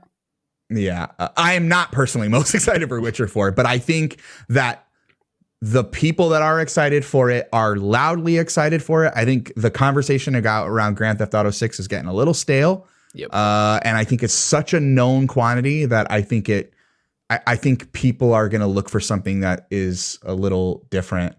People are excited about Marvel's Wolverine, but I don't think it holds a candle to The Witcher 4 in terms of anticipation. I also don't think it's enough of a known quantity yet. They've only had one big trailer so far. Which was hype as fuck. It was super dope trailer. But I think we need a little more from it. I think we might be underestimating how many Hitman sickos are in the, You're right. the jury here. But yeah, if 007 First Light was not coming from IO Interactive, it would not be anywhere close to my list. Yeah. But that's the one I'm shooting for here. And again, I'm excited about Resident Evil too, but I don't think it holds a candle to the clear winners on that list. Listen, all good games. They're all good games that I'm looking forward to. Okay. Hold on, Phil. Wait. I'm like one of 3 people in the entire world who doesn't give any shits about Grand Theft Auto, but no thank you. I like the campaigns. I don't do the online stuff, but I enjoy the campaigns for what they are. I still know the code, like the muscle memory code for dropping a Rhino tank in GTA 3, and that is the last one that I played. So I'm good. We will move on to the final 3 categories. Do you want me to list these off all at once and we just have one big old conversation around it? I know we're a little pressed on time, but I think it's a conversation we can have about all of them. Yeah. Okay. Yeah. Best independent game. Here's the definition of independent game. All right. This is for the people in the comments. Yeah. Best independent game according to the Game Awards. Jeff Keighley's 2025 Game Awards for outstanding creative and technical achievement in a game made outside their traditional publisher system. We got that? It's a whole lot of what the fuck does that mean? But okay. Exactly.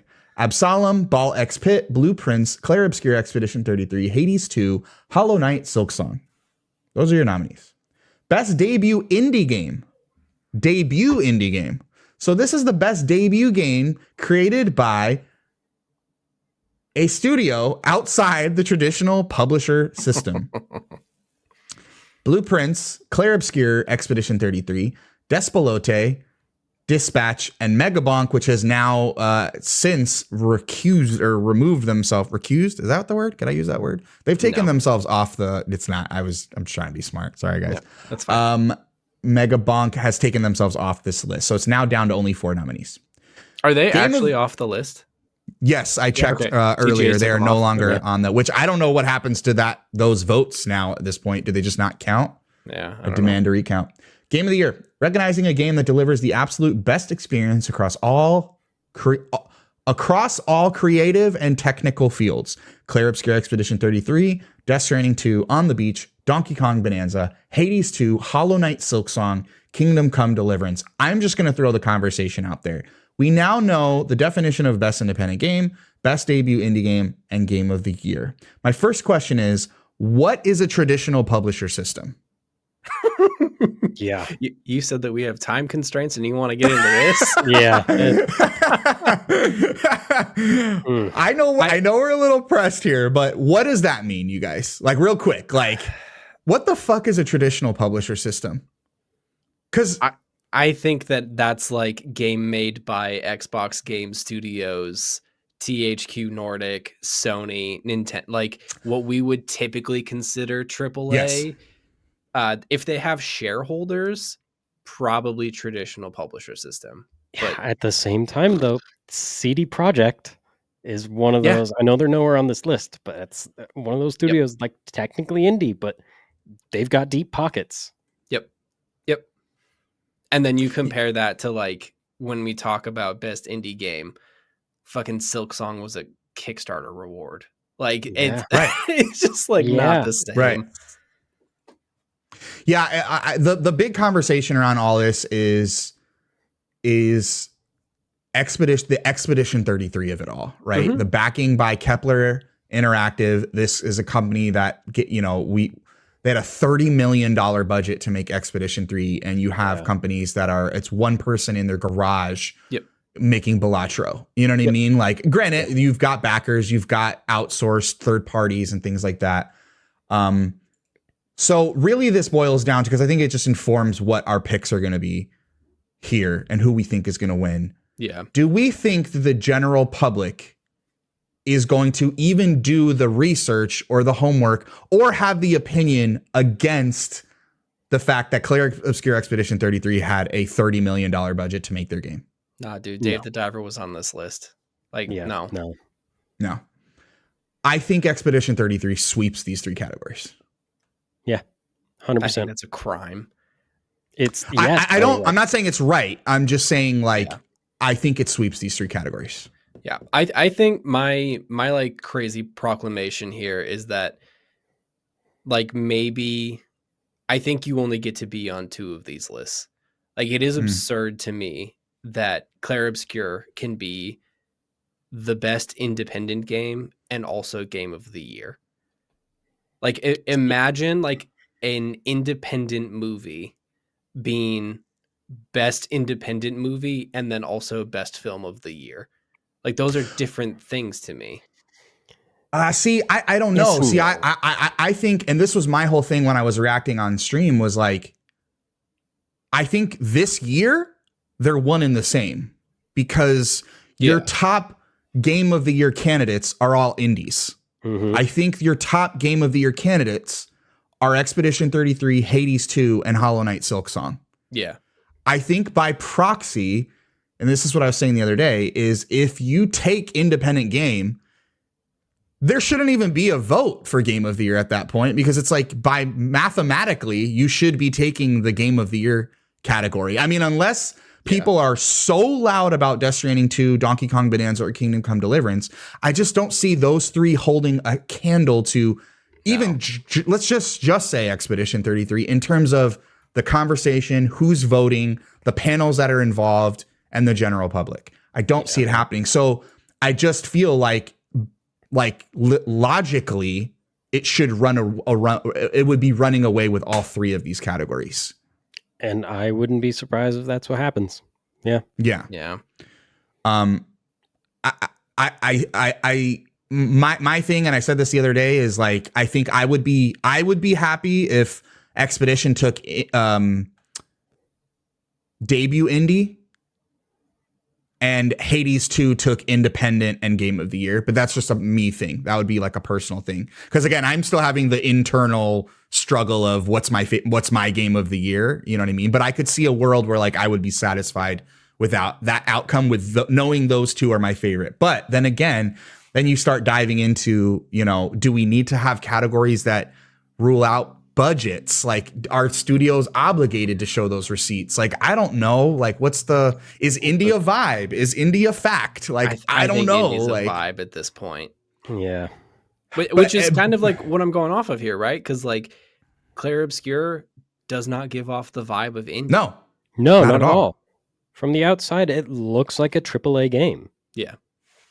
And like that, I mean, that's where we are with tooling and stuff. And like, those folks made big ass video games before, so they're in there. Like this is not a local thunk where they're just in their garage like making Balatro over the course of years and like having that bomb out moment where they're like, there's nothing here, and then they have the moment where it is big, which is why, like, as much as I have complicated and probably more negative feelings at this point, like I would rather Blueprints won Best Independent. Like it is like truly a unique game that is not like, it's not a sequel.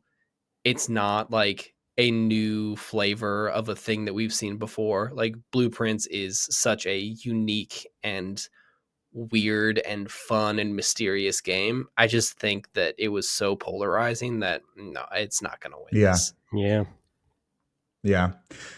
I don't know. I don't know what the way forward is, because I know that this is going to be the biggest controversial aspect of the Game Awards for this year is this right here.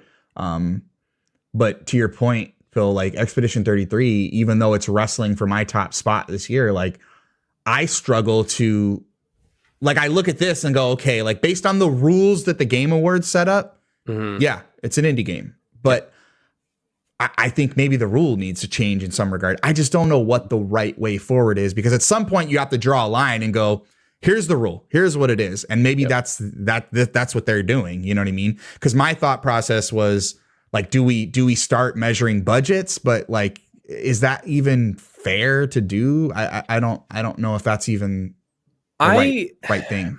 I almost like, I know why they have to have it here and everything. I think the thing that really bums me out the most about the indie game thing is that, like, I don't think there's any world where the Game Awards gets it right. Like I just, what they're doing here and like the amount of people that they're talking to and like who they're talking to in what spaces, like they're just not, it's not going to get it right. Like they're not going to have like a wide enough purview of all of the indie games that are coming someone's out. Going to be unhappy. Someone's going to be unhappy. Like the thing that I wish they would do is just have the best independent game presented by the Indie Game Awards thing, where they're just like, you know what, like go to these, like that would be good. Here is a taste of what best independent game looks like. Go watch this other award show where you can see like all of these categories, but for real ass indie games you've literally never heard of. Like that's kind of what I want out of this, because you're right. Like this just feels like a waste. Like, it's silly to do it this way. Yeah, and I mean, even, and not like Ball X Pit, right? It's Devolver Digital, like, you know what I mean? Like you can kind of have the same conversation about Ball X Pit, but then it's like, all right, well, Ball X Pit fits the vibe, but it's backed by a pretty large indie publisher. Yeah. You know what I mean? It's crazy to me that now we have AAA indie publishers. You know what I mean? Like that's a thing that exists in 2025. So it's like, you can kind of have the same conversation about a game like that, but you know, like Hollow Knight Silksong might be more quote unquote indie than a Ball X Pit at that point. You know what I mean? No, definitely. It's nonsense. It just is frustrating that there's so many good indies out there, and these are the ones, you know, like these are good ones. Like I will give you that, but like, it's nuts just like looking at this Steam list that I have of shit that came out this year. It's like Artie's Impact is not on this list, and like everyone should fucking play that game. It is an incredible turn-based RPG that has like some of the best looking pixel art I've ever seen, and like it's not getting its flowers here because obviously it wouldn't. Expedition 33 is just gonna wash this whole this whole 3 categories. Best unfortunately debut, or fortunately, depending on how. Again, this is me coming at it from I fucking adored Expedition 33. Like, but I just, in my heart, I'm like, really though? Like, best independent game, best debut. It just doesn't fit that vibe. But how do you measure a vibe? I don't know. Also, like, I think it really comes down to what you think these award shows are for. You know, like I think the TGAs are very much like, this is the pomp and circumstance. We're all going to show up in suits. We're going to give speeches. Like there's going to be like golden awards, and this is the prestige award show. And then you look at something like the Golden Joysticks or like the Independent Game Awards or like whatever 6-1 Indie is doing right now. Like those are about visibility and like giving the applause for like incredible work. And like this is that too, but this is the big stage version of that. And I think there's just different goals. And also remember, in between every single one of these awards is 1 to 3 advertisements for graphics cards, for keyboards, for new video games, for new cloud service, new gacha games, like new battle pass, like all of that is also rolled into all of this, where it just feels kind of on weird. Top of that, half of these also aren't going to be the big pomp and circumstance of come up on stage, accept your award, give a speech. It'll be here's the nominees and here's who won. Congratulations. It's Sydney Goodman reading out best fighting game, and then we move on to the best mobile game, and then do you think FaZe Clan's gonna win though? No. Oh man. You guys have seen the Alexa ad, right? No. I have seen the Alexa ad. Yeah. I'll send it to you later, Nate. We simply do not have time to discuss Alexa saying goated. Oh no, is that? Oh no. Yeah. Oh, yeah. It's bad. I don't need that. That's good. Skynet's real quick, trying guys. To get cool with the kids. Oh, you have no idea. Real quick, guys, before we get out of here, you don't have to spend too long on it. What categories do you think we need to add to the Game Awards, if any? Best character. It's a layup, like but I feel like best character. Character design, or like something a little more in the artistry of it. Take like, that, yeah. There's some games that come out that like, no, they're not gonna make best indie game or game of the year, but they have some real standout characters or environments, and that's something that should be highlighted. Best side quest. But those would be fun, like the fan favorite ones where it's just like, this is just you guys voting on this. I would add best ensemble cast. I think would be one that I would throw in there. I'm a big fan. Those are always like again, not an awards show guy, but I like seeing what's the collective look like? What did we enjoy as a collective the most? So I would throw ensemble cast for games like Expedition 33 that just need more recognition. You know what I mean? Oh man, I say all that to say award shows don't matter, so don't put too much stock of them. Like what you love, and stop giving a shit about statues. Hold on, what do you mean don't put stock in it? I shouldn't have betted real money on this? And don't put actual stock either.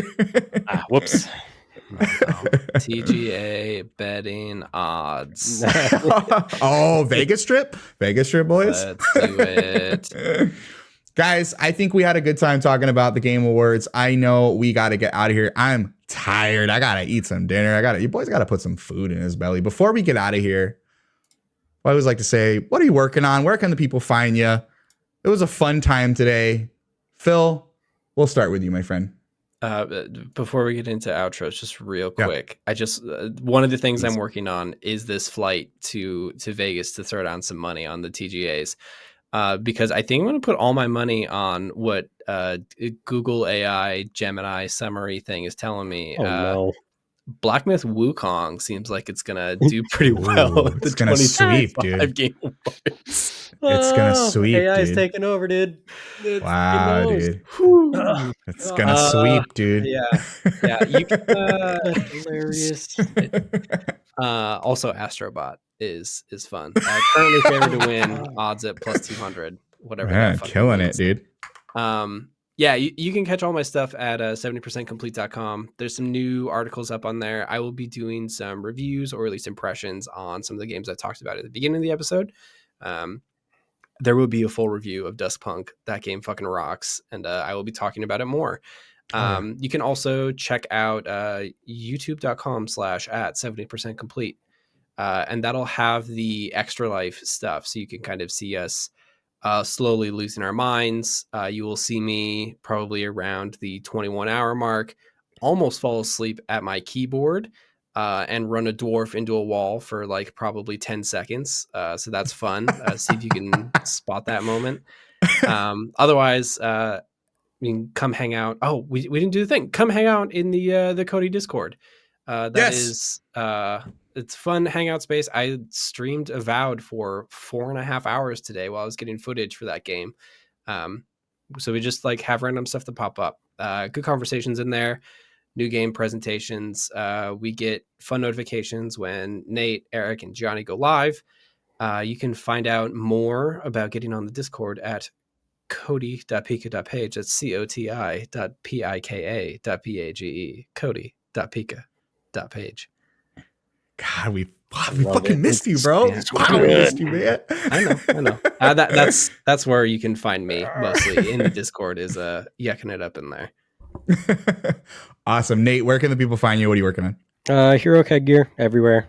And I posted it in the Discord. I am up to my neck in helmets. I did a count, and I have 13 currently unpainted, just sitting there, that were either commissions that fell through or personal projects that went another direction. And we're deciding what to do with them. Well, I saw a lot of Star Wars helmets in there. There is, I think, 8 Mandalorian helmets of wow, various designs, just chilling, waiting for a good design. So I put the feelers out there. If anyone has a eye for artistry and has a good design, send it my way. I'm gonna try and make it a reality, and we'll do something with it. Raffles, giveaways, something. I need to get them out of here. Nice. Love it. Guys, if you don't know already, my name is Gianni. You can find me, Gianni DeCrosta, on all platforms. Don't worry about the handles. You can find me on Twitch. You can find me on YouTube. You can find me on Instagram. You can find me on Threads. You can find me on Blue Sky. All my long form content over on YouTube. Previews, reviews, impressions, Twitch streams Monday, Tuesday, Wednesday, Thursday, 9 a.m. Pacific Standard Time. At the time of this episode coming out, I'm probably on Thanksgiving break at this point. So I will be back the first week of December to re-up my stream schedule. Also have a redacted review coming out soon, so make sure to check my YouTube channel for that.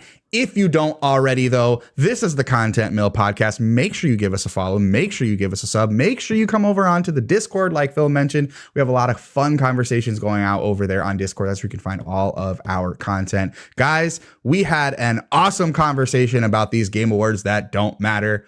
I appreciate you for joining me today. We will see you on the next one. Peace. Bye.